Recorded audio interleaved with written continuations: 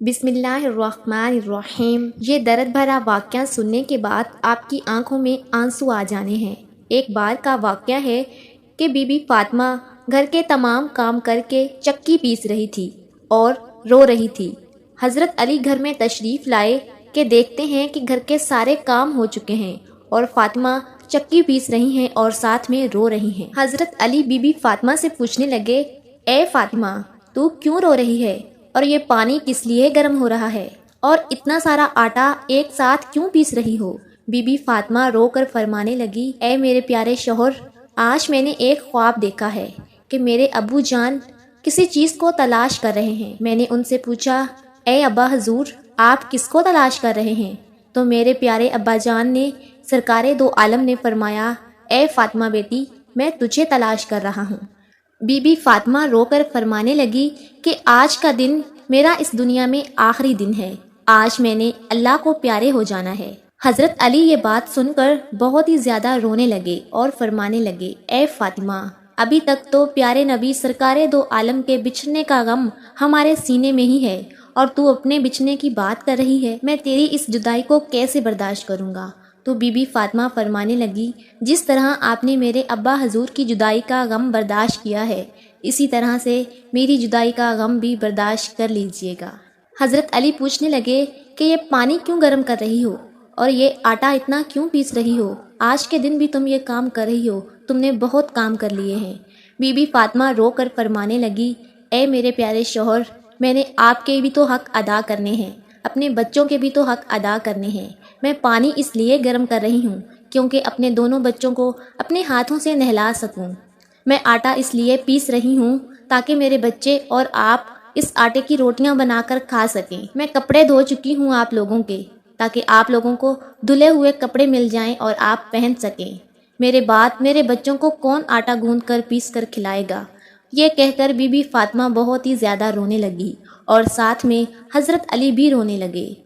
حضرت علی be be Fatima کو سمجھا کر وہاں سے اٹھا لیتے ہیں اور کہتے ہیں کہ یہ کام مت کرو۔ تب ہی بی بی فاطمہ کی طبیعت خراب ہونے لگتی ہے، انہیں تیز بخار ہونا شروع ہو جاتا ہے۔ حضرت علی رو رہے ہیں، بی بی فاطمہ رو رہی ہیں اور اتنے ہی گھر میں امام حسن اور امام حسین تشریف لے آتے ہیں۔ وہ دونوں اپنی ماں اور باپ کو روتے ہوئے دیکھتے ہیں تو اپنی ماں کے سینے سے لگ جاتے ہیں۔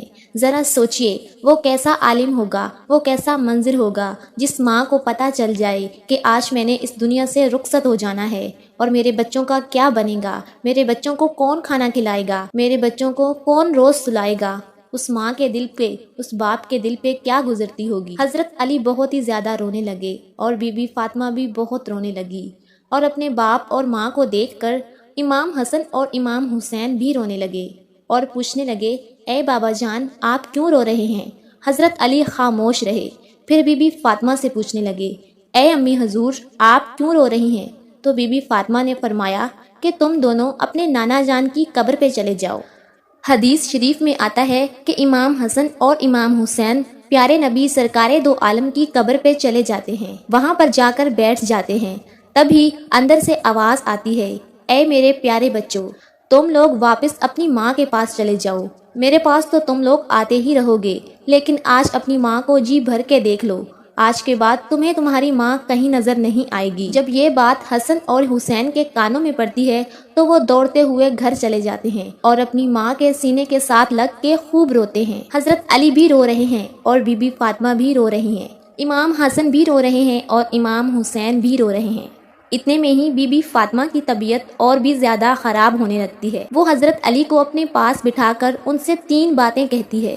پہلی بات تو یہ کہتی ہے کہ میں نے آپ کے ساتھ کوئی بھی کوتاہی کی ہو، آپ کی خدمت میں کوئی بھی کوتاہی کی ہو، آپ کی نافرمانی کی ہو، آپ کا کوئی حکم نہ مانا ہو تو مجھے معاف کر دیجیے گا۔ حضرت علی رو کر کہتے ہیں، اے فاطمہ، تو نبی کی بیٹی ہے، تو نے اپنا حق پوری طرح سے ادا کیا ہے، میں تجھ پر ہمیشہ خوش ہوں، مجھے تجھ سے کوئی گلہ نہیں ہے۔ بی بی فاطمہ دوسری بات کہتی ہیں، اے میرے پیارے شوہر، جب میں اس دنیا سے وفات پا جاؤں، آپ نے دوسری شادی کرنی ہو تو کر لیجئے گا، میرے بعد میرے بچوں کو میرے جتنا پیار بھی دیجیے گا، ان کو ماں کی کمی محسوس نہ ہونے دیجیے گا۔ اور بی بی فاطمہ کی تیسری بات آپ کو بھی حیران کر دے گی۔ بی بی فاطمہ تیسری بات یہ کہتی ہیں کہ جب میں اس دنیا سے وفات پا جاؤں تو آپ میرے جنازے میں کسی کو بھی نہ بلائیے گا۔ یہ بات سن کر حضرت علی حیران ہو جاتے ہیں اور کہتے ہیں اے فاطمہ، تو نبی کی بیٹی ہے، میں تیرے جنازے میں کسی کو کیوں نہ بلاؤں؟ تو بی بی فاطمہ فرماتی ہیں کہ میں نے آج تک اپنے آپ کو پردے میں رکھا ہے، مجھ پر کسی غیر مرد کی نظر نہیں پڑی۔ میں چاہتی ہوں کہ میرے مرنے کے بعد بھی مجھ پر کسی غیر مرد کی نظر نہ پڑے۔ جب شام ہو جائے، اندھیرا ہو جائے، آپ مجھے تب دفن کر دیجیے گا۔ یہ باتیں سن کر حضرت علی بہت رو رہے ہیں، بی بی فاطمہ رو رہی ہیں، امام حسن رو رہے ہیں اور امام حسین رو رہے ہیں۔ سوچئے ذرا وہ کیسا منظر ہوگا جب ماں رخصت ہو رہی ہے ہمیشہ کے لیے اس دنیا سے اور اس کے بچے اس کے پاس بیٹھ کر رو رہے ہیں۔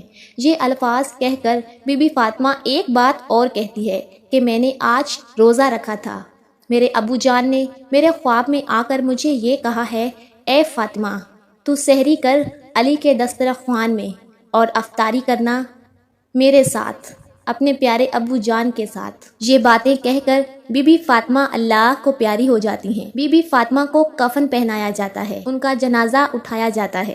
روایات میں آتا ہے کہ جب بی بی فاطمہ کا جنازہ اٹھایا جاتا ہے تو ایک طرف سے حضرت علی کاندھا دیتے ہیں اور دوسری طرف سے امام حسن کاندھا دیتے ہیں، اور تب ہی وہاں پر ایک صحابی پہنچ جاتے ہیں جن کا نام حضرت ابو ذر غفاری ہوتا ہے۔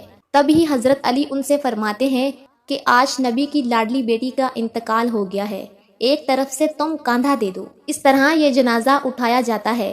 روایات میں آتا ہے کہ وہ دونوں معصوم بچے امام حسن اور امام حسین رو رہے ہیں، حضرت علی رو رہے ہیں، حضرت ابو ذر غفاری رو رہے ہیں اور جنازہ قبر کے پاس رکھا جاتا ہے۔ قبر کھودی جاتی ہے، حضرت علی اس قبر کو دیکھتے ہیں جس قبر میں بی بی فاطمہ کو رکھنا ہوتا ہے۔ حضرت علی بہت ہی زیادہ روتے ہیں، ان کی داڑھی بھیگ جاتی ہے، ان کے کپڑے بھیگ جاتے ہیں۔ حضرت علی کبھی بی بی فاطمہ کو دیکھتے ہیں اور کبھی اپنے بچوں کو دیکھتے ہیں۔ یہ منظر دیکھتے ہوئے حضرت ابو ذر غفاری بھی روتے ہیں اور قبر سے کہتے ہیں اے قبر، کیا تجھے پتہ ہے کہ یہ جنازہ کس کا ہے؟ یہ محمد کی بیٹی کا جنازہ ہے، یہ علی کی بیوی کا جنازہ ہے، جس کو امام حسن اور امام حسین کہتے ہیں، یہ ان کی ماں کا جنازہ ہے۔ تبھی قبر سے آواز آتی ہے کہ میں رشتہ دار نہیں دیکھتی، میں اعمال دیکھتی ہوں۔ یہ قبر کی آواز جو آئی تھی وہ بی بی فاطمہ کے لیے نہیں تھی، کیونکہ بی بی فاطمہ تو بخشی بخشائی تھی اور وہ جنت کی عورتوں کی سردار تھی۔ بی بی فاطمہ ہر گناہ سے پاک تھی۔ یہ آواز تو ہم جیسے لوگوں کے لیے تھی جو گناہ گار ہیں۔ بی بی فاطمہ کو قبر میں دفنایا گیا اور حضرت علی اپنے دونوں بچوں کو سینے سے لگا کر وہاں قبر کے پاس بیٹھے کافی دیر تک روتے رہے۔ دونوں پیارے بچے بھی کافی دیر تک روتے رہے، وہ اپنی ماں کو یاد کرتے رہے۔ وہ ہمارے پیارے نبی کا گھرانہ تھا، وہ تو بخشے ہوئے لوگ تھے، جنتی لوگ تھے، جنت کے لوگوں کے سردار تھے۔ نافرمان لوگ تو ہم ہیں جن سے قبر ہزار سوال کرے گی کہ کون سے اعمال لے کر آئے ہو میرے پاس۔